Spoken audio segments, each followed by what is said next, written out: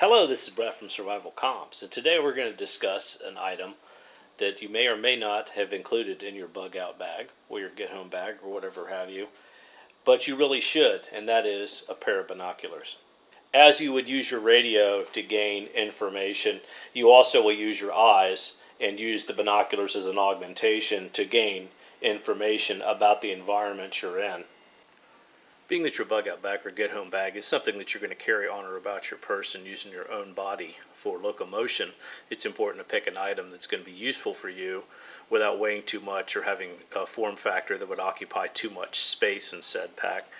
If you look at like this binocular, for example, here, which is a very nice binocular, 10 by 50, this one right here, the weight of this alone is 1 day's worth of food, using the rule of 2 pounds of food a day per person. As in all things involving individually procured and deployed equipment, your mileage may vary, and roll with what works for you. Now what we're going to do in this video is we're going to have a very short class on what binocular specifications mean to you, and then we're going to take all these binoculars out and we're going to use a test target, and we're going to test the visual acuity at distance of these different binoculars against one another to kind of put it in perspective. These are the parts of a typical binocular. Back here you have your eyepieces. At the opposite end are your objective lenses. This is your main focus knob. For your right eyepiece there's also an adjustment called a diopter adjustment.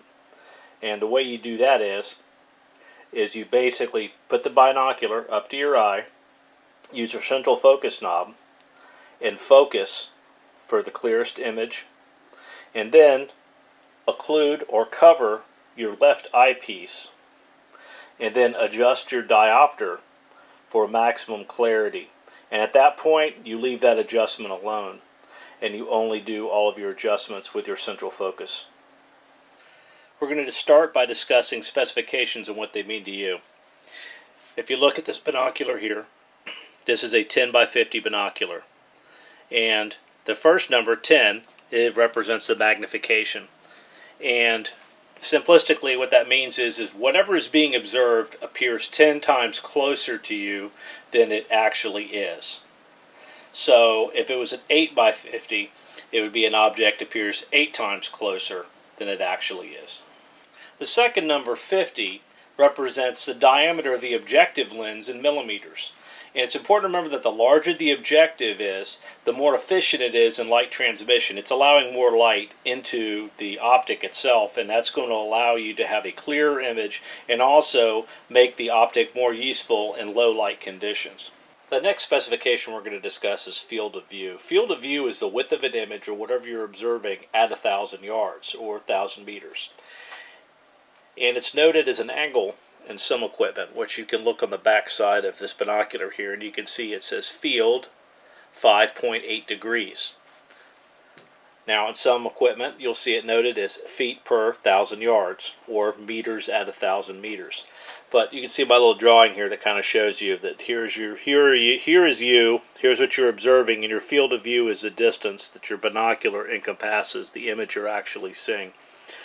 And if it is noted as an angle, all you do is you merely take the angle, multiply it times 52.5, and that gives you the field of view in feet at 1,000 yards. So we've solved the problem for this particular pair of binoculars here by taking 5.8 times 52.5 and coming up with 304.5 feet at 1,000 yards, which would be the field of view for this particular pair of binoculars. Another common term you're going to see in binocular selection is prism. Porro Prism is a legacy prism, which is an older design, which a Porro Prism binocular is a fine binocular. It just, however, the light passage through it follows these angles, and it's not in a straight line. So when you see a Porro Prism binocular, that's what this means, is it would have a form factor similar to this, which would be larger than the roof prism binocular, which would be something like this right here, which is a more streamlined package and more in a straight line. Now knowing what you know, it's important to balance your specifications when you go to procure your binoculars You want to keep your magnification between 8 to 10 power. 7 power would be fine too. But the problem is when you go with too much magnification, you end up with like a spotting type telescope. And if you've ever used one of those at like a 36 power or something along those lines, you can see how difficult it is to actually find the objects you want to observe. You're sitting there spending all this time trying to search for those objects, and balance becomes, not balance itself, but a steady rest becomes very critical. And you also want your objective between 32 and 50 millimeters in diameter. That maintains and keeps the binocular within a practical size for actually including in a bug out bag or carrying on or about your person. And it also allows enough light transmission to make the optic practical for your use. And whenever you have the opportunity to take a steady rest, take the steadiest rest possible, because that's going to give you the clearest image and it's going to reduce eye fatigue substantially. Now I'm going to take this test target here. I'm going to place it at 100 yards in my front yard, and I'm going to see what the smallest image with each particular pair of binoculars I can resolve clearly. Okay, you can barely see my target there. It's right now we're at 102 yards from where we're at right now. So let's go ahead and see what the smallest image we can resolve with these different types of binoculars are.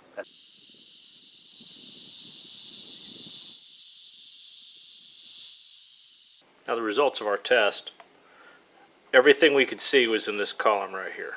Of course we could see this and this writing as well as the writing on top. Our first pair of binoculars were the LittlePoll 10x50s. These are $149, and these have a field of view of 304.5 feet at 1,000 yards. They weigh 33 ounces. And we could easily see line 6 with those. We could almost make out line 1 on this column, but I couldn't give it that. Our next pair is the LittlePoll MackenzieBX ones. These were line 5.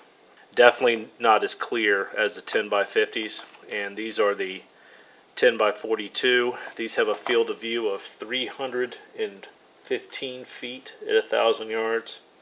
They weigh 22 ounces and they cost $170.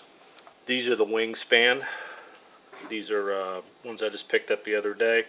These are an 8x32. They have a field of view of 362 feet at 1,000 yards. They weigh in at 15 ounces and they cost $70. And these are the these were actually the most surprising performance-wise of all. I could clearly resolve line 6. And our budget binocular here, which is less than $20 and 9 ounces, a field of view of 288 feet at 1,000 yards. The 10x25s, I could resolve line 2 clearly.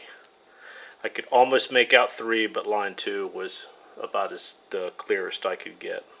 In closing, I feel like it's extremely important, and it's an underappreciated and underdiscussed part of the bug out bag, is a pair of binoculars. And regardless of whichever one you select for your own usage or whatever's practical for you, I would definitely consider including a set. I hope this helps. This is Brett from Survival Comps. Till next time.